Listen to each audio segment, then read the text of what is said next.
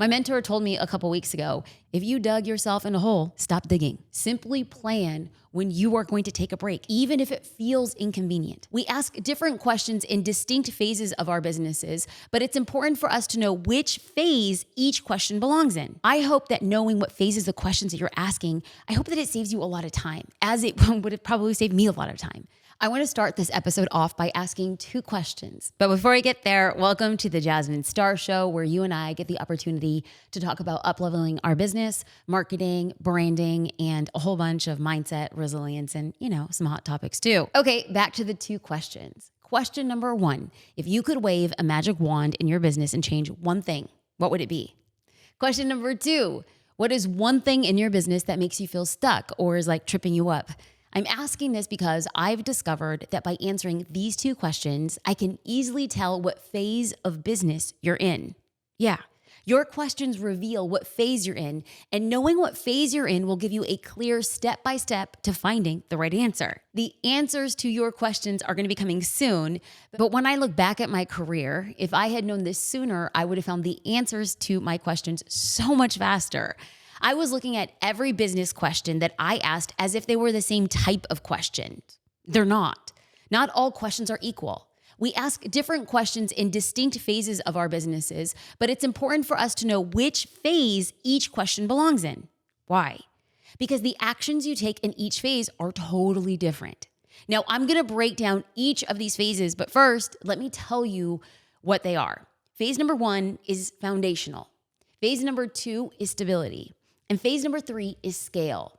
So how do you know if you're asking a foundation question? Well, a general rule of thumb is that you're asking questions about new ideas. These are new offers, generally something you've never tried before. And chances are, probably at this time, there's very little demand. Probably because people don't know what you're offering since it's so new.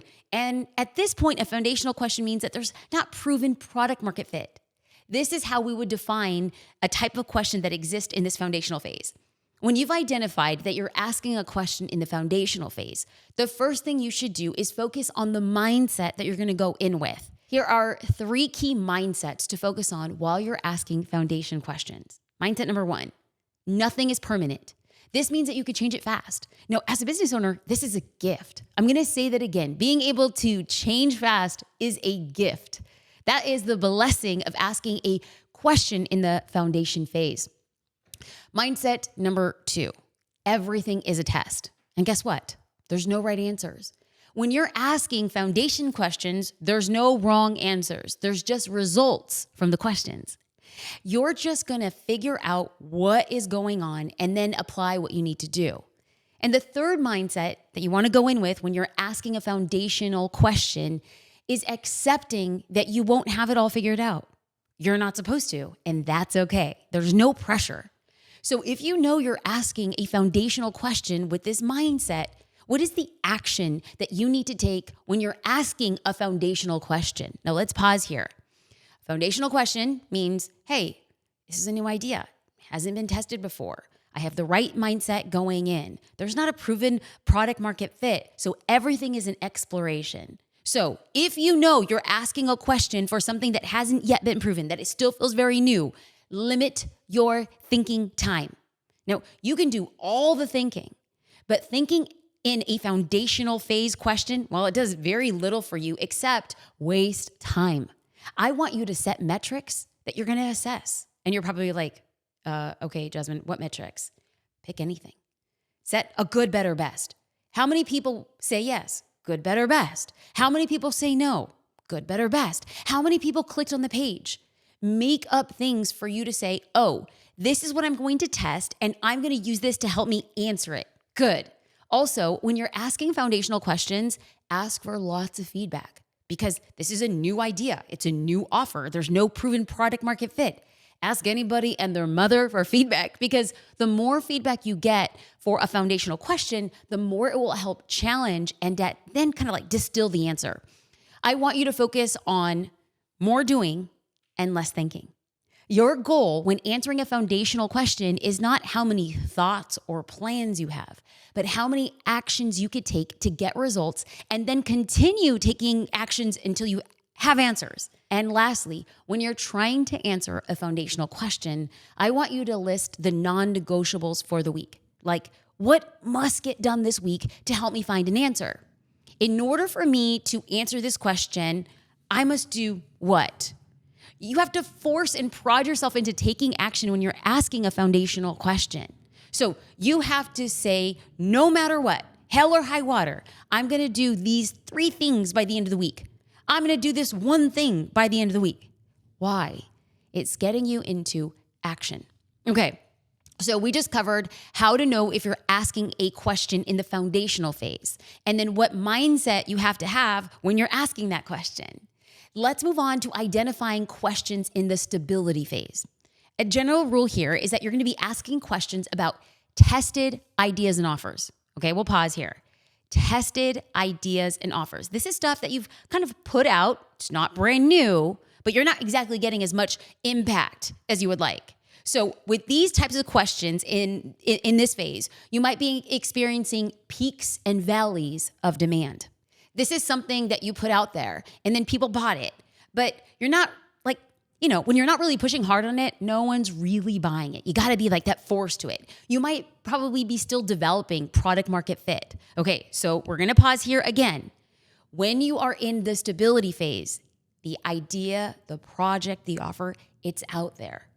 People have bought it, but not in the way or in the amount or the frequency that you would like. So not new, but not where you want it. So when you're asking a stability phase question, here are the 3 mindsets that I want you going into it. So mindset number 1, hey, it's working. Now let's make it better. Mindset number 2 is to remain unattached to how it's been done and instead focus on how it can be done. Now, this opens you up to finding even better ways of doing things in the future. And mindset number 3, ask yourself, how do I remove redundancies? Now, this mindset that you're going in this, like during the stability phase, optimization. This is what we're focusing on, optimization. An example here could be, hey, well, if 2 people are proofing this project, figure out a way to get it down to 1 person. When you're asking questions in the stability phase, you want to build systems and then adapt quickly. I can't even tell you how much time I wasted not building a system during the stability phase. Like, I wanted to make sure the system was right, so then I didn't build it. Like, listen, let me tell you, build the system first and then fix it and tweak it as you learn. Now, another thing about the stability phase is that you're not getting feedback from everybody anymore. In the foundation phase, you're asking for feedback from everybody. Not right now. Who you're getting answers from comes from people who've paid you. And when you're answering a stability question, I want to encourage you to remove yourself from the process as soon as it's possible. Because when it comes to answering questions in the stability phase, you must trust that your team can keep the system stable and you don't need to be fundamental to it. This is about looking at the system, pulling yourself away, giving it to the team. And here's the thing, it's really hard. Something that I have been asking myself lately is, am I necessary? Is it necessary that I'm in that meeting? Is it necessary that I'm in that Slack channel? Is it necessary that I'm CC'd on that email? If it is not necessary and I'm asking a stability phase question, I'm going to tell myself, take myself out. Why? Because I need to make sure that the team can take it and grow it without me. Now, we just went over the foundational phase and the stability phase of questions. And now we're going to move on to phase number 3. And these are scale questions. Scale questions are about proven ideas and offers. So I'm going to say that again. Foundational, new, it's never been out, not sure of like product market fit. Now, the stability, this is, I have an offer out there. I still need to tweak the system. I need the team to run with it. And I'm really focusing on moving myself outside of the process and tweaking the system as we go. Now, when you're in the scale phase and you're asking like scale questions, at this stage, you're probably seeing an increase in demand. You have found proven product market fit. Now, when you're asking scale phase questions, you're going to be asking questions about how to take a proven idea and then make it bigger. This means your business is growing on its own, your customers are evangelists, and your retention and your repeat purchases, chef's kiss, they're impeccable. Now, very few people get to this phase. So if you're asking these types of questions, these like scale questions, congrats. Remember, if you're asking scale phase questions, you're thinking about pouring gasoline on a fire that's already burning. Now you want to make that fire bigger. So when you're asking these questions, let's go over the mindsets that you should have when you're answering scale questions. Mindset number 1, trust the system.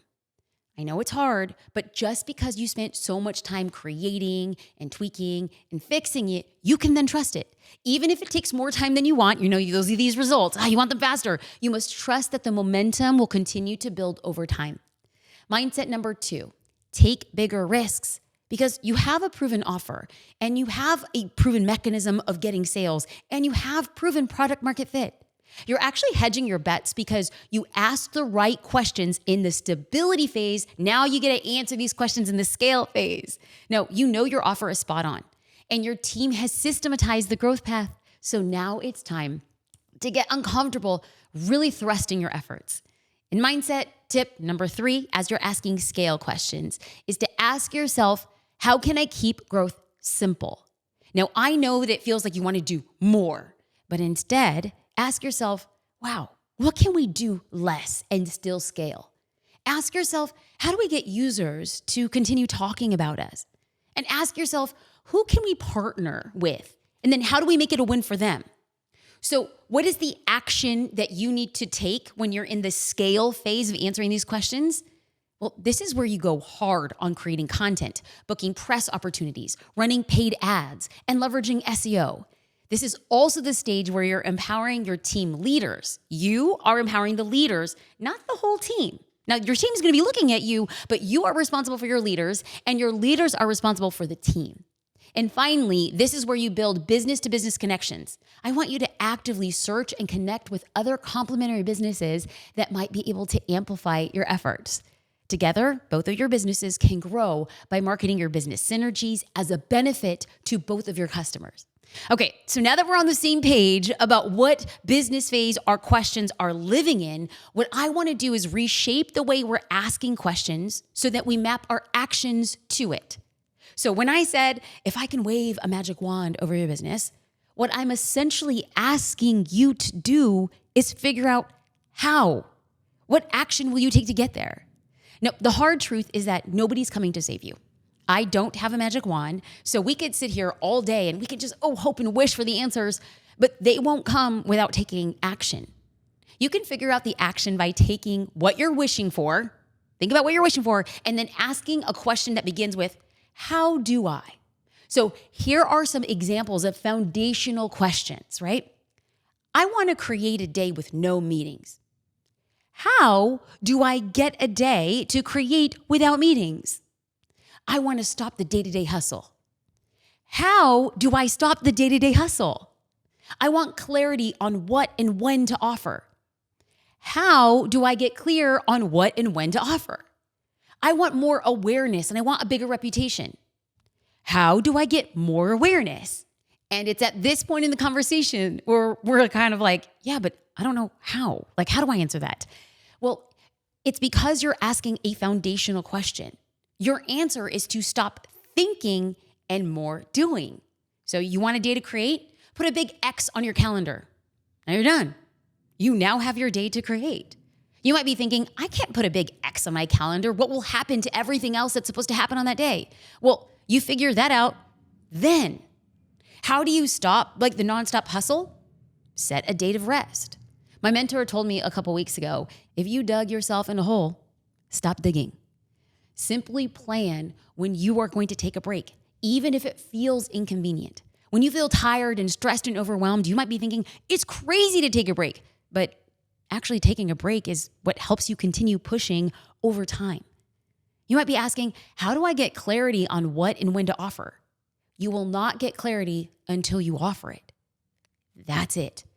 Pick a date, you make the offer, and then you put it out there. Once the market responds, you now know what to fix and how to make it better. You might be asking, how do I get more awareness and reputation? Well, look at what other people are doing and ask, how did they do that? How did they get featured in that magazine? How did they get to be a guest on that podcast? Literally go to Google and ask your question. You're going to get a million ways to get started, take action, and test where you want to begin.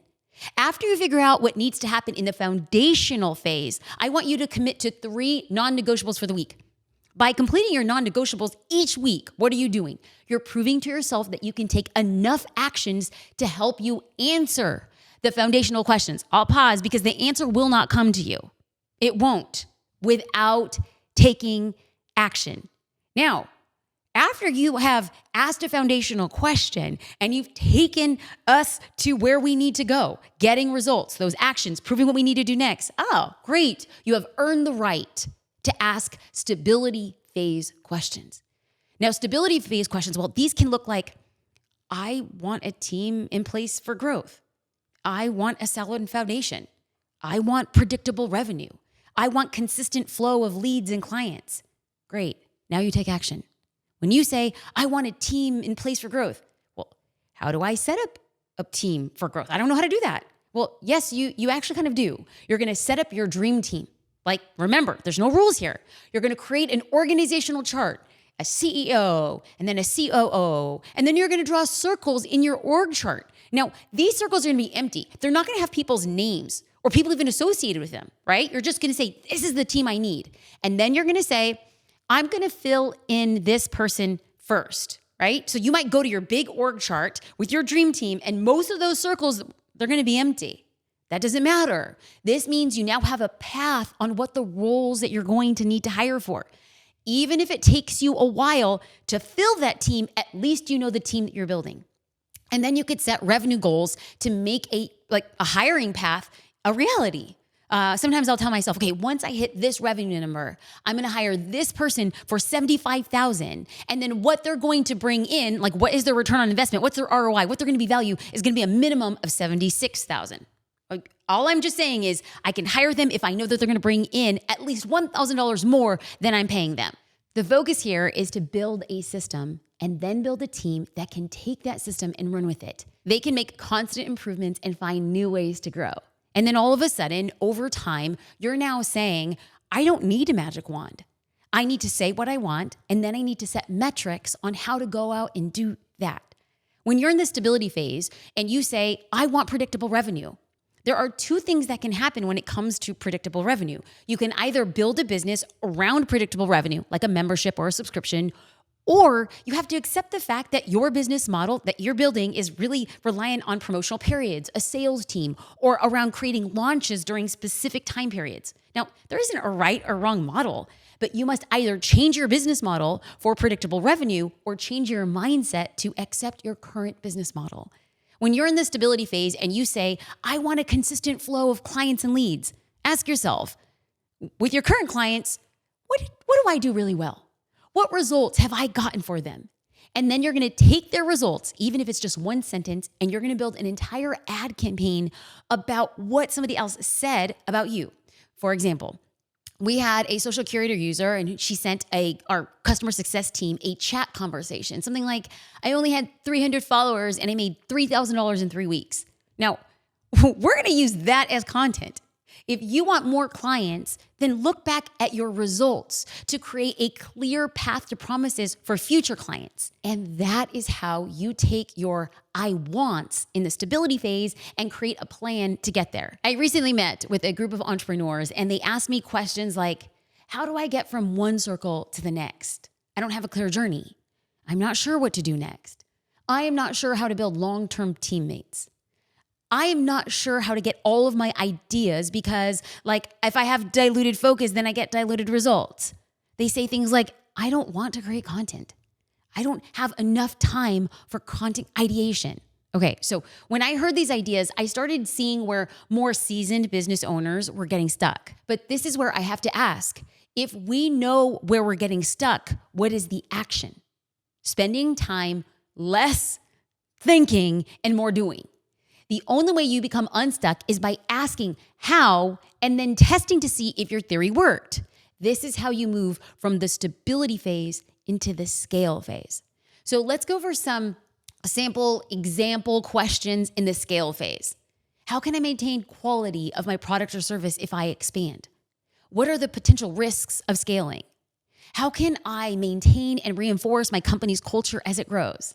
So scale questions are future focused, and they are often like really supported around this idea of expansion. Now remember, these questions that are going to be best saved for once you have a proven product or service where there's consistent demand and there's locked in systems for your team.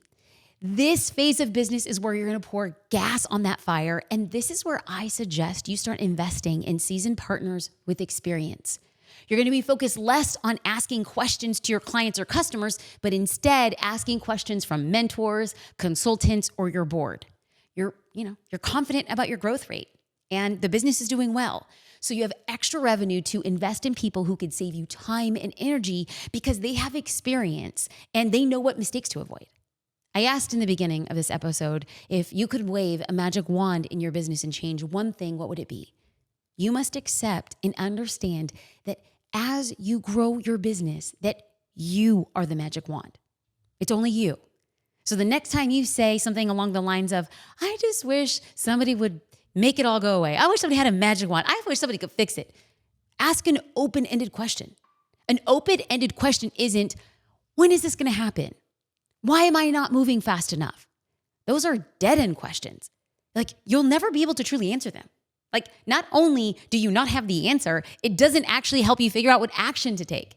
Now, if you were to ask, how could I build a team? That's an open-ended question that gives you the space and energy to figure out what you're actually asking. And then you could attribute that question to a phase. Is this a foundational question? Is this a stability question? Or is this a scale question? Because once we know what phase it's in, it changes our actions. And once it changes our actions, we then can say, okay, what mindset do I need to have? Okay, so just to ensure that you have the simplest steps to take when you're trying to figure out what to do next or get an answer. Number 1, ask open-ended questions. Number 2, determine if it's foundational, stability, or in the scale phase. Number 3, apply the right mindset. And then number 4, take action. Remember, questions in the foundation phase are usually new ideas and new offers. There's little to no demand because, people probably don't know what you're offering since it's new, and there's no proven product market fit. Questions in the stability phase are usually tested ideas and offers. You might be still developing the product market fit, and when you put it out there, people buy it, but not at the rate that you want. Now, questions in the scale phase are proven ideas and offers with increased demand. You're experiencing growth, even though it's slow, but you're ready to pour gas on your proven fire. I hope that knowing what phases the questions that you're asking, I hope that it saves you a lot of time, as it would have probably saved me a lot of time. This is information I wish I knew sooner. And I know that your time is valuable. And you being here and having this conversation with me during this podcast means so much. And I would like to personally thank you. If you could tag me at Jasmine Star on stories and just take a picture of where you're listening. It gives me the opportunity to express my personal appreciation. Speaking of personal appreciation, for people who are leaving a podcast review, like the people who are spending 30 or 40 seconds just to leave a note and a review, y'all, I am telling you, it makes such a big difference. I look forward to reading your feedback, your comments, and seeing where you're listening to the Jasmine Star Show around the world. It is an honor and a privilege to be here. Thank you.